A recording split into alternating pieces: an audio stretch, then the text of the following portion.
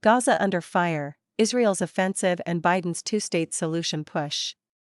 Israelis and Palestinians equally deserve to live side by side in safety, dignity, and in peace, Biden said at a joint press conference in Washington with visiting Australian Prime Minister Anthony Albanese.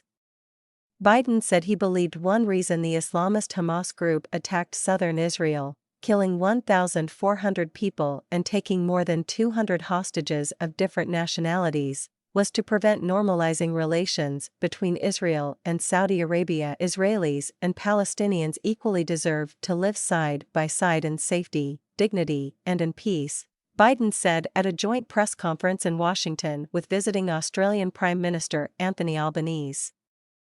The health ministry in the Hamas-controlled territory reported that Israeli retaliatory strikes have resulted in more than 6,500 casualties, although Reuters has been unable to independently verify these figures. Since October 7, there have been more than 7,600 rockets launched from Gaza toward Israel, according to data from the Israeli government. Additionally, clashes along the northern border have occurred repeatedly. On Wednesday night, a rocket fired from Gaza struck the central Israeli city of Rishon LeZion, south of Tel Aviv, resulting in injuries to 2 individuals who are currently receiving medical treatment for shrapnel and glass wounds, as reported by Israel's Magen David Adom Ambulance Service. UN Security Council votes down aid proposals at the United Nations. A U.S.-drafted Security Council resolution seeking pauses in hostilities to facilitate the delivery of essential food, water, and medicine to Palestinian civilians was vetoed by Russia and China.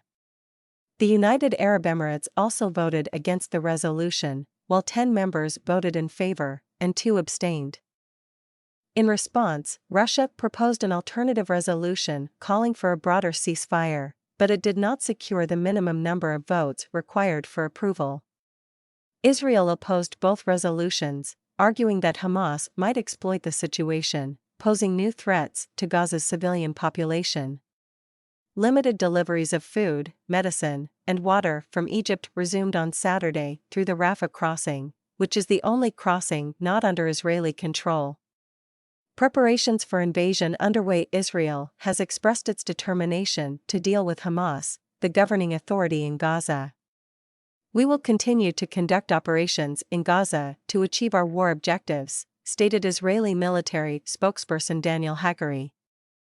"Each operation enhances our position and readiness for the upcoming phases of the conflict." Prime Minister Benjamin Netanyahu announced on television that Israel is in the process of preparing for a ground invasion, though specific details regarding when, how, and the scale of this invasion were not provided. Israel has positioned tanks and troops along the border with Gaza, and approximately 360,000 reservists have been called up in preparation for potential further action. Hamas is considered a Palestinian militant organization by some countries, including the United States, Israel, Canada, and the European Union. It has been involved in armed conflict with Israel and is designated as a terrorist organization by these nations. However, it's important to note that there are differing perspectives on the classification of Hamas, and some parties, particularly those sympathetic to the Palestinian cause, do not consider it a terrorist organization.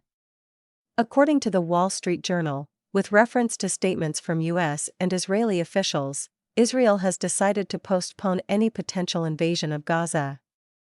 This delay is to facilitate the rapid deployment of missile defense systems to the area by the United States. The aim is to safeguard U.S. forces in the region, reflecting concerns that the conflict in Gaza might escalate and have repercussions in other parts of the Middle East.